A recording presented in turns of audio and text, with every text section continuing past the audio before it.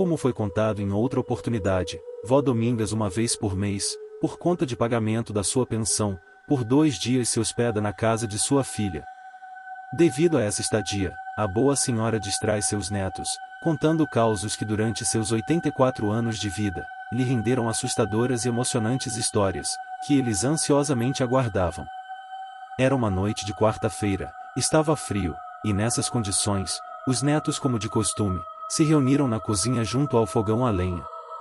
Eram 21 horas, e os pais das crianças, Roseli e Cláudio, que também gostavam de ouvir os causos, rapidamente se ajeitaram em torno da bondosa senhora. Rafael atento falou: "Vovó, a senhora vai contar aquela história da assombração de luz pra gente?" A senhora Domingas disse: "Não, Rafinha, aquela história eu ainda tenho que me lembrar como era. Hoje vou contar a história de uma assombração lá da Alemanha." A senhora Domingas, com a atenção de todos, assim a história começou. Quando tinha 14 anos, trabalhava de ajudante de cozinha no sítio do Sr. Wilson. Ele era da Polônia, e era prisioneiro em um campo de concentração, na Segunda Guerra Mundial. Quando as tropas aliadas chegaram na Alemanha, e libertaram os prisioneiros, o Sr. Wilson conheceu um soldado brasileiro, que contava coisas boas sobre o Brasil. Então decidiu que se mudaria para cá. Em 1948, o Sr. Wilson, já morando no Brasil, conheceu a senhora Edna, e fixou residência em Minas Gerais. Edna era mineira, e convenceu seu marido a comprar terras aqui, para viverem mais sossegados, longe da correria das cidades. Afinal, ele precisava de um lugar tranquilo. Em Vargem do Amargoso, ele se estabeleceu, e ali viveu até seus últimos dias. O Sr. Wilson era um homem muito bom. Aliás, esse não era o nome dele. Seu nome polonês era muito complicado para nós brasileiros. Então, ele adotou esse nome para ficar mais fácil chamá-lo. Por determinação dele, a senhora Nadir, que era a cozinheira, e eu, ocuparíamos quartos na casa principal, pois para ele, a gente era parte da família. Numa certa noite, o Sr. Wilson estava no alpendre da casa, se sentou em sua cadeira de balanço. Tendo sua esposa Edna ao lado, nos chamou para ouvir um causo de assombração, que aconteceu lá na Alemanha. Nos ajeitamos próximas a ele, e assim, ele começou. Quando estava preso, a gente era obrigado a construir pontes, ferrovias, estradas, e até mesmo outros campos de concentração. A gente trabalhava ao amanhecer, e só voltávamos para os alojamentos, quando o sol se punha. Dependendo da época, o sol só se punha após as 10 horas da noite. Então, mesmo tendo levantado muito cedo, éramos obrigados a ficar trabalhando, enquanto houvesse sol. Era uma vida muito difícil, a gente não se alimentava direito, e trabalhava duro. Muitos não resistiam, e morriam. Quando isso acontecia, a gente era obrigado a trabalhar em dobro, para poder repor a perda daqueles que não mais estavam entre nós. Muitas vezes, ocorriam torturas. Os guardas eram muito cruéis. Por várias vezes nos tiravam de nossas camas de madrugada, nos despiam, e depois, nos davam banhos de mangueiras, dizendo que estávamos fedendo. Não seria de todo mal, se o banho não fosse de água gelada, e com a neve caindo. Por causa dessas crueldades, alguns pegavam pneumonia, e morriam.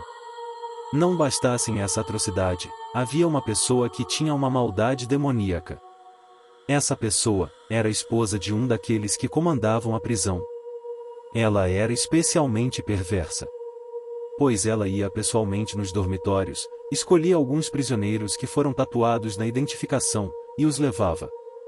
Depois que passava lá, os que ela levava, não mais retornavam. Mais tarde a gente soube que ela os torturava, até que eles não mais pudessem resistir, após horas de torturas. Essa mulher, em uma crueldade sem tamanho, retirava a parte tatuada da pele dos coitados ainda vivos. Depois disso, fazia bolsas, cintos e sapatos com elas. Demonstrando mais crueldade, e em uma atitude satânica, ela usava esses acessórios com as tatuagens à mostra, e desfilava na frente de todos. Alguns reconheciam que aquelas tatuagens estavam nas peles de seus parentes, ou amigos. No fim da guerra, ela foi presa e condenada à prisão perpétua por seus crimes. Uma colega de cela dela disse que certa noite, elas ouviram porcos grunhindo, vultos saindo das sombras, e começaram a chicotear as duas, até feridas se abrirem. Elas eram assim torturadas, até o amanhecer. E mais assustador ainda, era que na manhã seguinte, quando acordavam cansadas pela surra que levaram, elas estavam intactas, sem nenhuma ferida, ou arranhão. Era como se nada tivesse acontecido. No entanto, elas sentiam as dores dos cortes causados pelo açoite. Aquela mulher que fazia bolsas com as peles das vítimas, se chamava Ilse. Todas as manhãs ao acordar, ela contava aos guardas da prisão, que estava sendo torturada à noite. Mas como não havia marca alguma, ninguém levava as reclamações a sério. Sua companheira de cela, que se chamava Helga, preferia ficar em silêncio, ela não contava nada daquilo que elas sofriam de madrugada, porque poderia ser considerada como louca. Ela sabia que se achassem que ela estava demente, os cientistas poderiam fazer experimentos, fazendo furos na cabeça dela, para estudar o cérebro. Pois ela viu muitos médicos nazistas fazerem isso. Então, optou apenas em pedir para chamar um padre, para que pudesse confessar seus pecados. Mas Ilse continuava dizendo que estava sendo torturada toda a madrugada.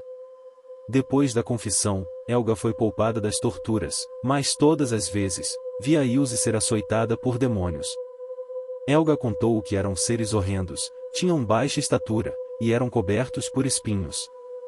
A pele parecia um couro ressecado ao sol. Eles pareciam ser viscosos como sapos. Um líquido fétido, e esbranquiçado parecendo pus, escorria de suas peles. Eles tinham olhos muito grandes e escuros. Helga dizia também, que a cada chibatada que eles davam em Ilse, um pedaço de pele era arrancado. Eles imediatamente pegavam esse pedaço, e colocavam nas suas patas, na cintura e nos ombros, e logo em seguida, riam de uma forma maquiavélica. Na manhã seguinte, como de costume, Ilse estava inteira, mas gemia muito, e mal conseguia falar. Ela sofria esses horrores por várias noites. Até que certa vez ao entardecer, Helga foi levada para uma sessão com o psiquiatra. Quando retornou à cela, viu Ilse dependurada com o lençol amarrado no pescoço. A cela delas ficou com um cheiro insuportável de ovo podre. O corpo de Ilse estava totalmente enegrecido, e os olhos estavam arregalados e fixados, olhando para o vazio. Helga disse que Ilse deixou uma carta de despedida, dizendo que quem a martirizava todas as noites eram as vítimas que ela torturava nos campos de concentração.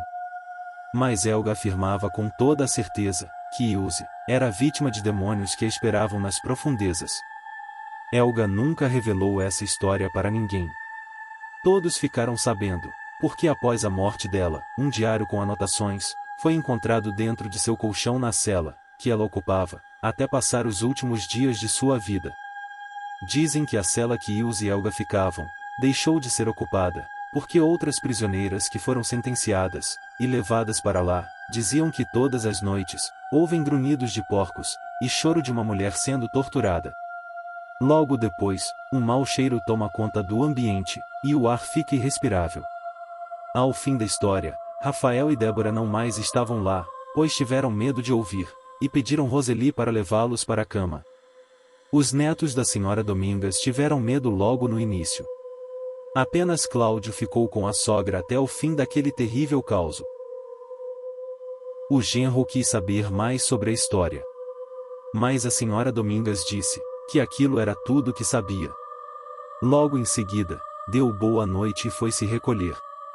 Cláudio ficou um pouco mais na cozinha, bebeu mais um gole de café, e ficou imaginando que outros causos sua sogra ainda teria para contar.